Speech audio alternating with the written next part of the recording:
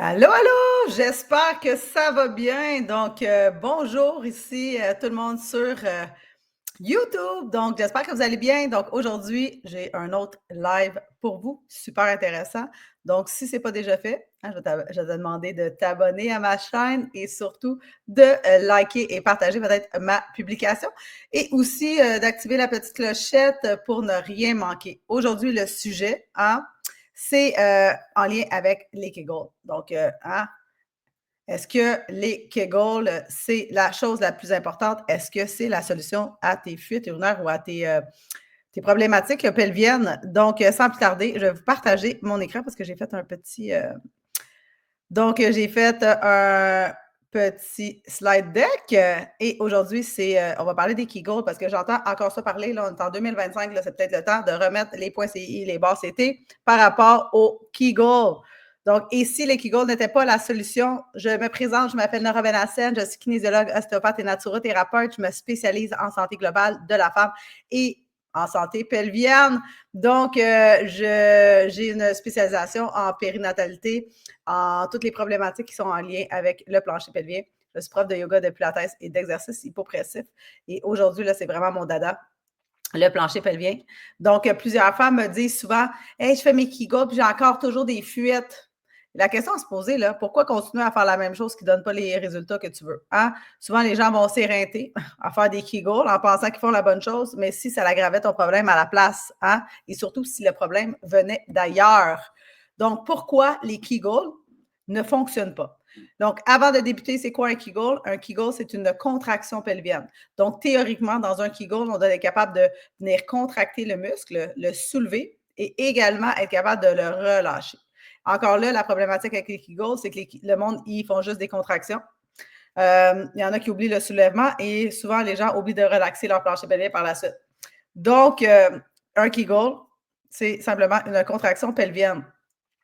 Après ça, il faut comprendre aussi que le plancher pelvien ne travaille pas en isolation. Tu sais, le plancher pelvien, ce sont des muscles et des ligaments et eux autres, ils travaillent en synergie avec la respiration, la musculature et la posture. Donc, seulement focusé sur des contractions pelviennes, ça donne souvent pas le résultat escompté parce qu'on ne voit pas the big picture, donc on ne voit pas l'ensemble du problème et l'ensemble de la solution qui s'y trouve. Donc, même chez certaines personnes, ça peut empirer leurs symptômes. Donc, chez les femmes qui ont un plancher pelvien hypertonique ou mal coordonné avec la respiration.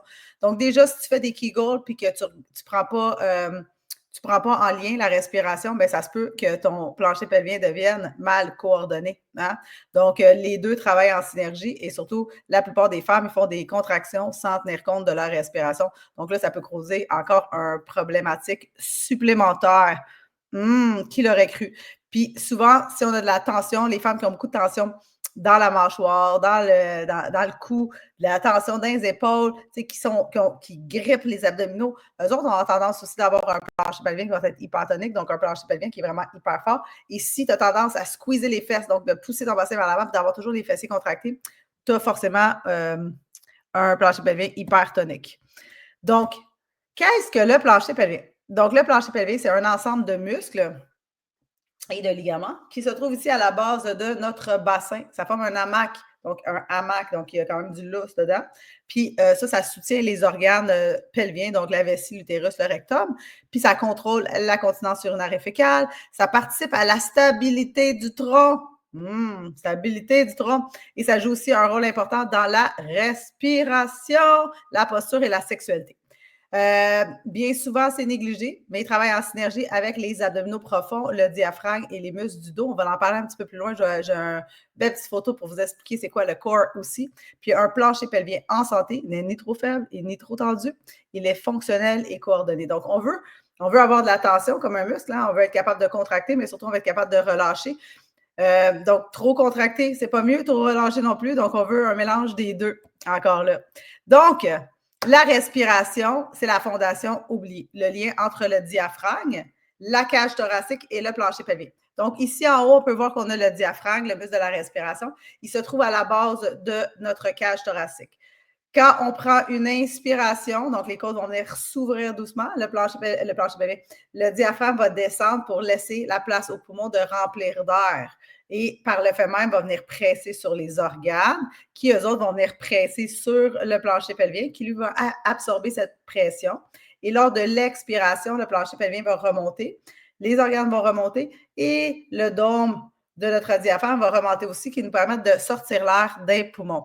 C'est super important que je vous parle de ça parce que comme vous venez de constater, c'est tout est ensemble, les deux marchent ensemble. On veut avoir le dôme du plancher pelvien et du diaphragme et du plancher pelvien alignés, ce qui va nous aider à mettre les muscles abdominaux dans une bonne position anatomique pour pouvoir travailler à l'arrière. On a les muscles du dos.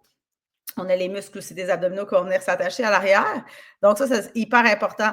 Et la cage thoracique, pourquoi c'est important? Parce que les poumons se trouvent sous la cage thoracique. Donc, c'est important d'avoir une mobilité thoracique. C'est important d'avoir de l'espace au niveau de notre cage thoracique pour justement être capable de faire cette belle respiration en 360 qui va venir se connecter avec notre plancher pelvien.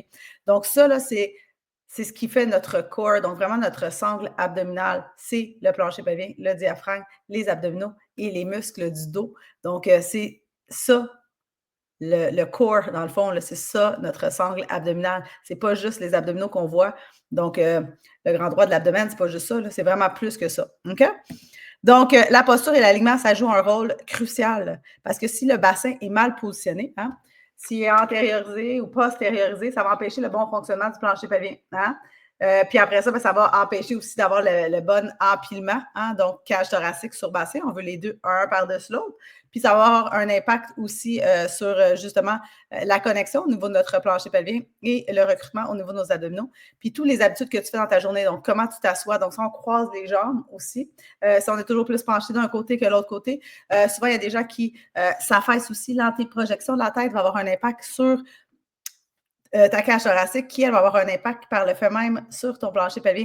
Donc, c'est vraiment de regarder toutes ces petites choses-là qui vont venir s'additionner une par-dessus l'autre et qui vont créer peut-être la dysfonction. Ici, j'ai un alignement. Donc, on veut vraiment, comme j'expliquais, la cage thoracique et le bassin, les deux bien alignés, les deux dômes bien alignés pour qu'ils soient capables de gérer la pression intra-abdominale et d'être capables de faire comme ce mouvement de siphon-là. Là. Donc, ce mouvement coordonné-là. Si on a l'antériorisation ici au niveau du bassin, ben on n'a pas cet alignement-là. Même chose, des fois, on peut être antériorisé ou on peut avoir la cage thoracique qui va venir ouvrir vers l'avant. Donc, on va perdre cet engagement-là. Et si on est postériorisé, même principe aussi. Donc, anatomiquement parlant, on va avoir des problématiques, donc on va avoir une plus grande difficulté à venir contracter et venir connecter avec notre plancher pelvien. Et ce qui est important de dire aussi, c'est que des muscles de ton plancher pelvien, ce sont des muscles réflexes. Donc, théoriquement, là, ils se contractent, ils se relâchent automatiquement. Donc, il faut prendre ça aussi en considération. C'est pour ça que les Kegels, c'est peut-être pas la solution pour toi là, si tu as des problématiques pelviennes. Il ne faut pas oublier aussi le renforcement musculaire, donc le rôle des adducteurs ici, donc les muscles à l'intérieur des cuisses, qui sont comme des piliers au niveau de ton bassin. Donc, les adducteurs sont connectés à ton plancher pelvien via des lignes myofasciales. Puis, s'ils sont faibles ou désengagés, ça va créer de l'instabilité au niveau de ton plancher pelvien. Donc, il faut renforcer les muscles profonds, donc les fessiers, les adducteurs, le transverse, les multifida, les abdominaux du bas. Donc, vraiment, c'est hyper important pour venir stabiliser notre bassin.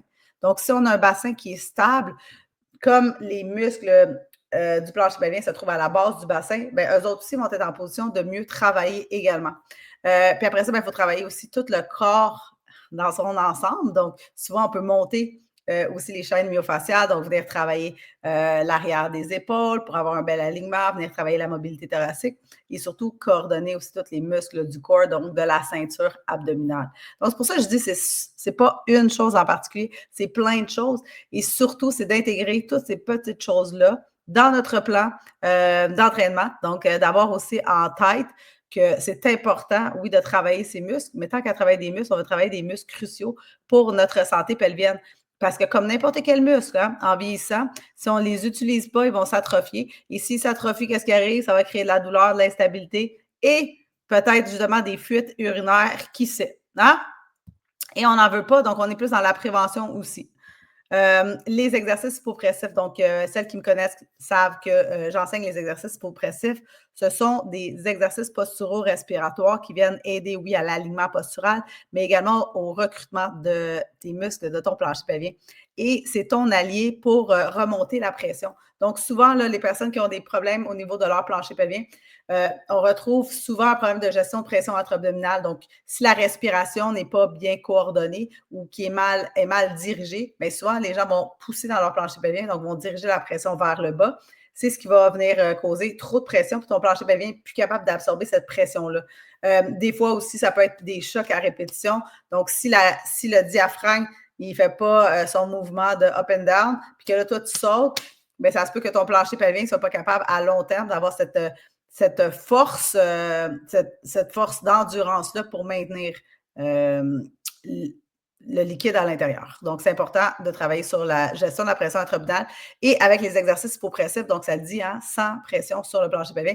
Donc, c'est l'inverse. Ça va faire une pression négative qui va nous aider à venir remonter le tout, hein, à venir surtout décompresser les organes du petit bassin. Donc, ça va venir les lifter doucement. Ça va engager justement le réflexe du plancher pelvien, comme j'expliquais, et ça va aider à une nouvelle posture, donc une meilleure posture. Donc, pourquoi c'est essentiel, surtout après 40 ans? Bien, justement pour toutes ces raisons-là et surtout parce que ça travaille le corps dans son ensemble. C'est important de faire ces exercices-là, de les apprendre suite à un accouchement, même avant un accouchement aussi, ça va venir aider. Puis, en cas de fuite et de prévention, donc c'est vraiment un moyen de venir prévenir et régler des problèmes au niveau de notre plancher pelvien. Puis, ça travaille notre respiration, puis on aime ça quand ça travaille la respiration. Donc, ça ici, ce sont les exercices hypopressifs. Ici, c'est la posture de Demeter couché sur le dos. J'ai aussi une vidéo qu'on parle des exercices hypopressifs. Donc, c'est quelque chose qui vous intéresse, je vais pouvoir mettre la vidéo à quelque part là-dedans. Donc, vous allez pouvoir commencer à pratiquer peut-être les exercices hypopressifs. Et les exercices hypopressifs font partie intégrante de mon programme des Wonder Moms. Donc, les fuites urinaires ne se règlent pas avec un seul exercice. Donc, c'est quelque chose à comprendre.